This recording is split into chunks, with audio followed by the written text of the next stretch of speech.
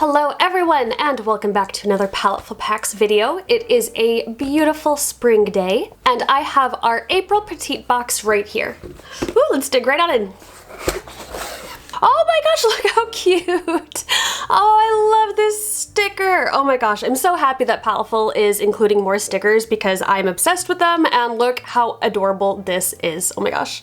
So the first thing I see in here is a uniball pen. It is this beautiful gold color. Next thing is a Princeton paintbrush. It is a flat shader and I absolutely adore Princeton brushes. They're all super great. Ooh, this is exciting. Okay, we have got some Stabilo pens. These look like fine liners. Let me see. Oh, they're not fine liners. I was wrong. Let me take a look at this. All right, so these are actually water-based pens. I'm going to definitely try them with our paintbrush and see if I can kind of activate them. But these are like fiber-tipped pens and we've got so many fun colors and I like how thin they are. I don't know, that's like unique for a pen. I like it. Moving on. And we have got a little pack of vellum Bristol board. I absolutely love working with Bristol board. I think it is so nice and it's nice and smooth, so sweet. So something cool that Paletteful has started to do is doing digital info cards for all of their boxes. I personally think this is an awesome decision. It wastes a little bit less paper, a little bit more eco-friendly. So I will have this link in the description box below so you guys can find it, but it's also on their website. Anyway, I'm just going to tap our Petite pack because that's the one we've got. And I'm going to open that file and now we've got our info card. So these are our Stabilo pens. They have a cool, like very firm felt tip. The colors are going to be super vibrant and they're also water-based, which means that we can activate the ink with water to create kind of like a watercolory look. Something else cool about these is you can actually keep the cap off for like 24 hours, which is cool, but I also don't recommend. Next up we have our surface, which again is a Bristol board with a vellum finish. This is by Seth Cole, and basically Bristol board is a thicker paper that has a really nice like smooth texture to it. It's really great for stuff like pen work, so I'm excited to use these pens on this really smooth paper, especially because I usually use textured paper, so it'll be fun to do something a little bit different. Next up we have our uniball pen in gold.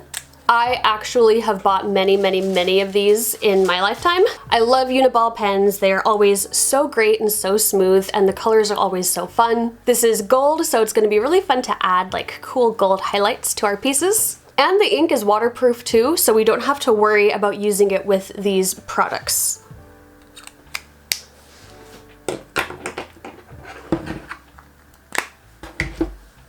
Last but not least is our Princeton brush. I have so many Princeton brushes at this point and they really are great. They hold up so well. They always hold their shape and have a nice amount of water.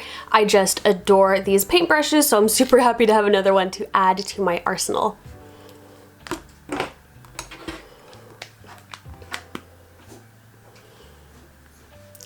If you scroll down a little bit on our info card, you will also see the tips and tricks as well.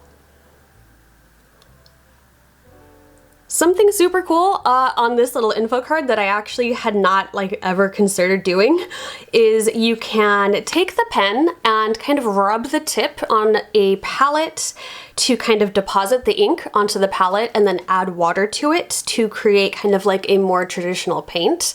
I would have never thought to do that on my own, so that is super interesting and I may have to try that. We've also got our prompts down here at the bottom. We've got Flamingo, Spring, Donut, and Royal.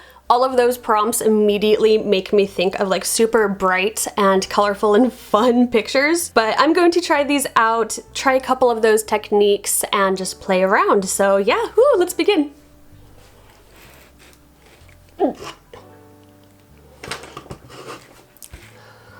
All right, I've got my supplies here and I'm going to start with this beautiful pink pen. I also love how thin these pens are. Like, I feel usually pens are kind of like this size, but these are like, I don't know, they're nice to hold. Oh wow, that is way more vibrant than I kind of thought it would be.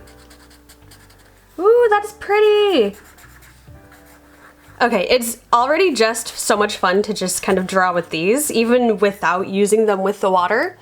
But I'm going to dip my paintbrush in this water and nice. It creates a fun wash. You do kind of still see the brush strokes, which is, depending on the artist, could be good or bad. I like it because you can keep some of that like pen texture, which I think is really nice, but that is something just to keep in mind. These are definitely like super, super bright, which is so fun.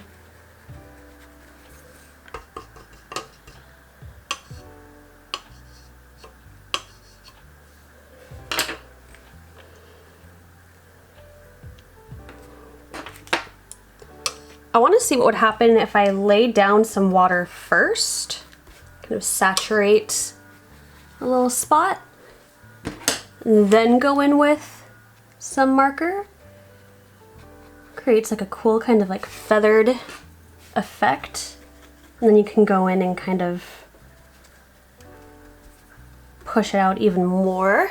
Something also to keep in mind is that Bristol board isn't going to quite behave like watercolor paper. So even though we are using water-based mediums, I would encourage you to just kind of watch your water control a little bit.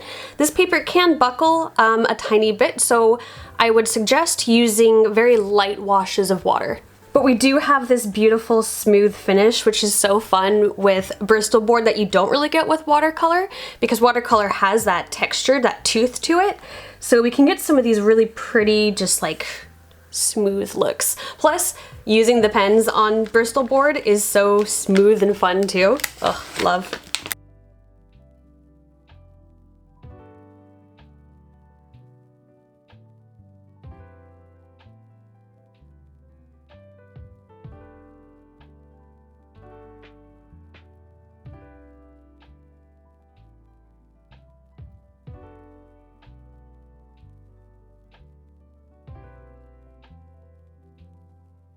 So I actually stepped away from the desk for a few minutes to eat some food, and when I came back, a lot of these tests look a lot different than when I first did them.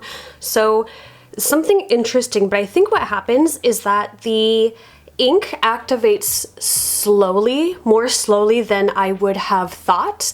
I think it's kind of almost like a long release type situation, because if you look at this one here specifically, like when I first put the water down, you could still see the individual vines very, very clearly, but after just maybe 10 or 15 minutes, like it's gone, and it created this really actually beautiful texture. It's kind of like a happy accident that happened. And with this little flower petal over here, when I first put that down, I was thinking that it looked a little rough. It looked not blended, and the colors looked a little bit muddy. But after having it dry for a while, it actually looks really nice. The colors are way more blended, and they look way better together. So that's something very interesting that I'm actually really glad that I stepped away to eat food before continuing on to the next part, because I'm a lot more happy with how these like swatches look after having some time away from them. So that's definitely something to keep in mind when testing these. And yeah, I just thought that was really cool, and I thought I would share that. All right, then it was time to work on the final illustration. So I was definitely inspired by the prompts Spring and Royal, and I've been doing a lot of like plant studies lately, so I figured I would try to actually do something a bit more illustrative with the character. So I decided on this like queen character, and she's like in a field of lavender flowers, and she's kind of like draped in this really pretty like spring kind of fabric. So the first thing I'm doing is I'm actually painting in a skin tone, and I wanted to try the technique where you kind of deposit the ink onto a palette and then pick it up from there. And this worked way better than I thought it was going to. This worked really, really well. And all of these pens are super vibrant and super bright. So if I kind of used those colors directly on the paper for the skin, her skin would just be like neon. And that isn't quite what I wanted. So I'm super happy that I was able to really dilute the colors a ton and make them actually more of a pastel instead of like a vibrant. And it worked so well. I was even able to mix colors together to get like some really smooth blending and transitions. I go back into the skin tone later, but I did take a small detour to start blocking in the background. I wanted her in a field of lavender flowers because lavenders are my favorite. And I basically did this like really intuitively. I just started placing splotches of the color down in a vague lavender shape. And then I went in with the water and just dropped water on it because I wanted it to be really textured. I didn't care if it was as smooth as like her skin. So I just kind of blotted it all over. I added some green for the little stems. And I do go back and work on that a bit more too, but first I'm kind of going back to the skin a little bit. I used quite a few of the colors to create kind of like a skin shadow color. I used some of the browns and the purples and the blues, and I was actually able to get a surprising amount of depth with these colors that I wasn't really expecting. Especially with the skin, the colors really layer beautifully on top of each other, and they, like, the more water that you kind of put over the top of them, the more they even like blend and create new layers of color together. I was so pleasantly surprised by these supplies. I have used like water-based pens before, but these are something kind of special, and I'm not sure exactly what it is, but these pens are just really quite beautiful, and the way that they mix together on the paper is just delightful. Now, it does take some time for that blending to kind of happen. And that's kind of what freaked me out about these at first, was I wasn't seeing a lot of blending happening. But if you put down the water and just wait, it's like the ink like seeps slowly into the avenues of the water, which is just so interesting to play around with and really interesting to see the piece kind of come to life as the colors like slowly blend together over time. I really like these, and it's just so unlike anything I think I've used before. It's so interesting, and just like the process is really cool. From there, it was basically just a bunch of back and forth with adding different layers of the pens and different layers of water. In the background specifically, I took my two kind of like purpley pink shades, and I would go back and forth and like blend them together and add other little blobs of lavender color here and there, and it really created this beautiful abstract-y kind of background that is, I think it's really delightful, and I'm really excited to actually play around with this even more because I definitely want to use these again and really see how far I can push them. But I definitely think that this was a good jumping off point for sure. Also, I didn't really have like a liner pen, and these pens, while not being huge nibs, they're not exactly fine liners either. So what I ended up doing for like the eyelashes and places on the nose is I would kind of like use the very flat part of my brush and very lightly kind of carve out those areas with a darker color on my palette. And that worked out also better than I was expecting. I was a little worried that the face would kind of turn out a mess if I did that, but I'm like super pleased with her face, and I was able to get like delicate details, which I love, even though these are kind of like thicker nibbed pens. So that was also like a really pleasant surprise.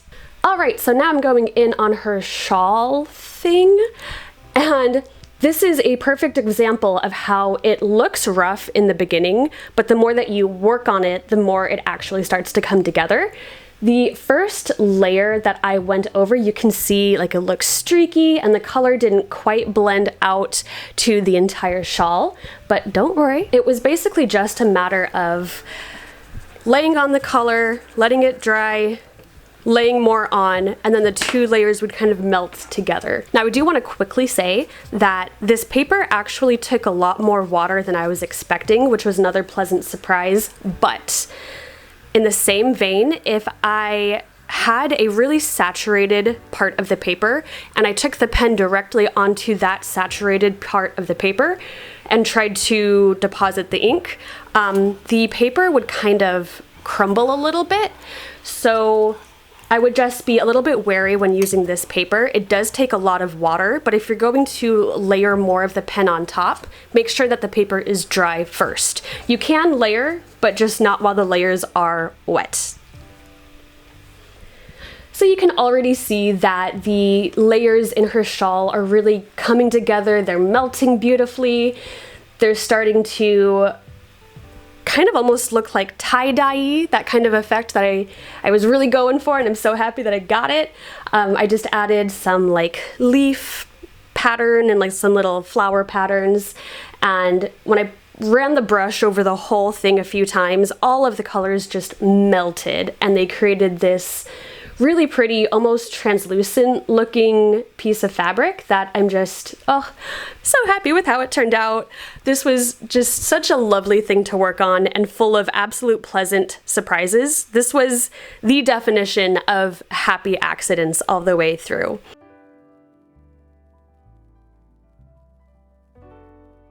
Well, here we have it. Here is the final piece. I am really, really happy with this. The process was so much fun, and I'm just kind of blown away by how much I actually enjoyed working with these pens. So I hope you guys enjoyed watching me create this little piece. I hope it gave you some ideas for what to do with your own Paletteful boxes. But that is going to be all for me today, guys, so thank you so much for hanging out with me. If you are not yet part of the Paletteful Packs family, be sure to check out our info box in the description below so you can join us for next month. Again, I will have the link to the info card also in that description box so you guys can access that, but it's also on the Paletteful website. And last but not least, be sure to share your work with us on social medias. I love scrolling through like the Instagram tag and just seeing all the amazing work you guys do, so be sure to post it and use our hashtags PalettefulPacks and PalettefulPrompt. Alright, well I think I'm gonna go fill up the rest of the sketchbook, so until next month, I will see you guys in the next video.